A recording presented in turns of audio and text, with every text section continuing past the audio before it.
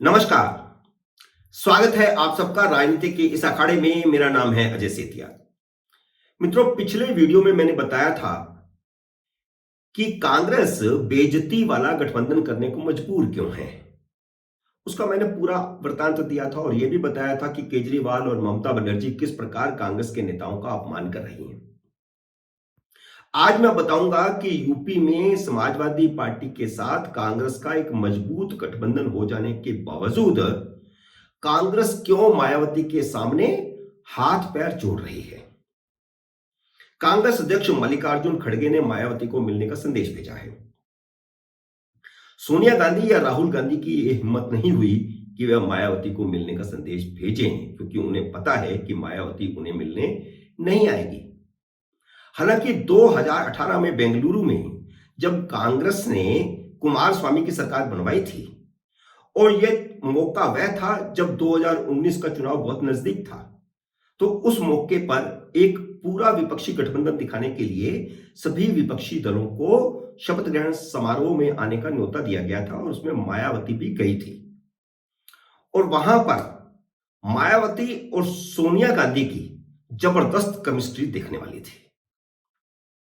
दोनों एक दूसरे के सिर जोड़कर खड़ी थी और हंस रही थी, मुस्कुरा रही थी। यह फोटो उस समय का है। इसके बावजूद सोनिया गांधी की उन्हें मिलने के लिए बुलाने की हिम्मत नहीं हुई। इस केमिस्ट्री के बावजूद मल्लिकार्जुन खड़गे, क्योंकि मायावती के समुदाय से ही आते हैं, दोनों के वोट बैंक का बेस अनुसूचित जाति है और कर्नाटक में कांग्रेस अगर जीती है तो उसके दो बड़े कारण हैं। पहला कारण तो यह है कि मल्लिकार्जुन खड़गे कर्नाटक से हैं, दलित समुदाय से हैं और कांग्रेस के अध्यक्ष बने हैं, इसलिए दलित समुदाय का पूरा वोट कांग्रेस को मिला। और दूसरा कारण यह है कि मुसलमान भी कर्नाटक में कांग्रेस की तरफ लौटता हुआ दिखाई दिया और यह संदेश, कर्नाटक का संदेश पूरे देश के लिए है। लेकिन जो दलित मुस्लिम का कॉम्बिनेशन कर्नाटक में बना है, वह कॉम्बिनेशन उत्तर प्रदेश में मायावती के पास है। वह कॉम्बिनेशन समाजवादी पार्टी के पास नहीं है, अखिलेश यादव के पास नहीं है। इसलिए कांग्रेस की यह मजबूरी हो गई है कि मायावती को किसी ना किसी तरह साथ लाए, इसलिए हाथ पैर जोड़ रही है। मल्लिकार्जुन खड़गे को तो पूरी उम्मीद थी कि मायावती सकारात्मक जवाब देगी और मुस्लिम दलित यादव समीकरण बन गए तो यूपी में भाजपा को 40 सीटों पर निपटाया जा सकता है, क्योंकि उत्तर प्रदेश की 47 सीटें ऐसी हैं जहां मुस्लिम, दलित और यादव इकट्ठे हो जाएं तो उनका वोट इन 47 सीटों पर 50% से ज्यादा है। अब यह मुंगेरी लाल के हसीन सपने भी हो सकते हैं कि ऐसा हो जाए तो ऐसा हो जाएगा, क्योंकि 2019 में अखिलेश यादव और मायावती ने भी यही सोचकर गठबंधन बनाया था, लेकिन दोनों मिलकर 15 लोकसभा सीटों पर ही सिमट गए थे। यादव भी थे, दलित भी थे, मुस्लिम भी थे, इसके बावजूद 15 सीटों पर निपट गए। जबकि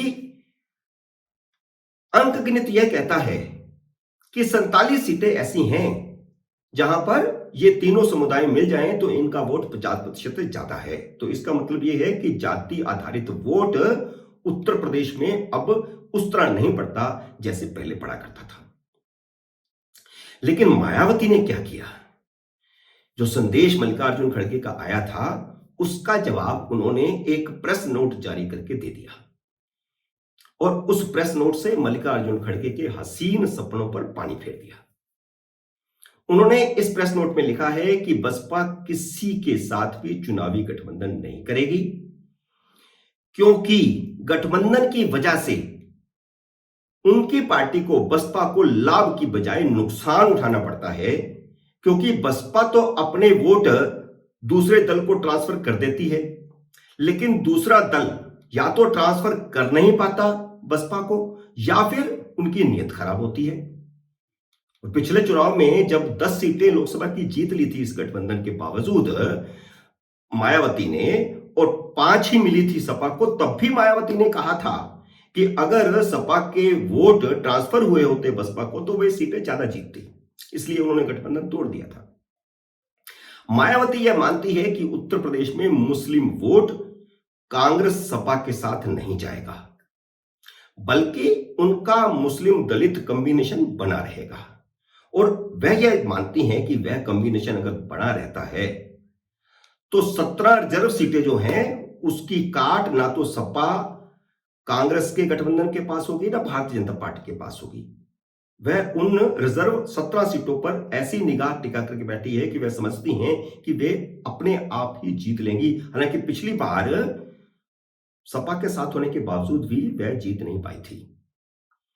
अगर मायावती आज के स्टैंड पर कायम रहती हैं कि वह किसी के साथ गठबंधन नहीं करेंगी और कांग्रेस सपा के गठबंधन में शामिल नहीं होती हैं, तो भाजपा ऐसा मानती है कि 2024 के नतीजे 2014 से अलग नहीं होंगे।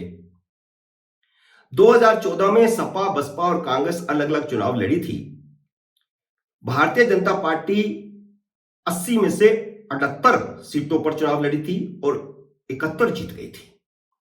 बाकी की 2 सीटें भाजपा ने गठबंधन में अपना दल को दी थी और अपना दल वह दोनों सीटें जीत गया था। इस प्रकार 80 में से 73 सीटें एनडीए के पास थी। कांग्रेस से सिर्फ सोनिया गांधी और राहुल ही जीते थे। बाकी 5 सीटों पर समाजवादी पार्टी जीती थी, बसपा को एक भी सीट नहीं मिली थी। तब 19.5% मुस्लिम आबादी वाले उत्तर प्रदेश से एक भी मुस्लिम नहीं जीत पाया था। मैं 2014 की बात कर रहा हूं।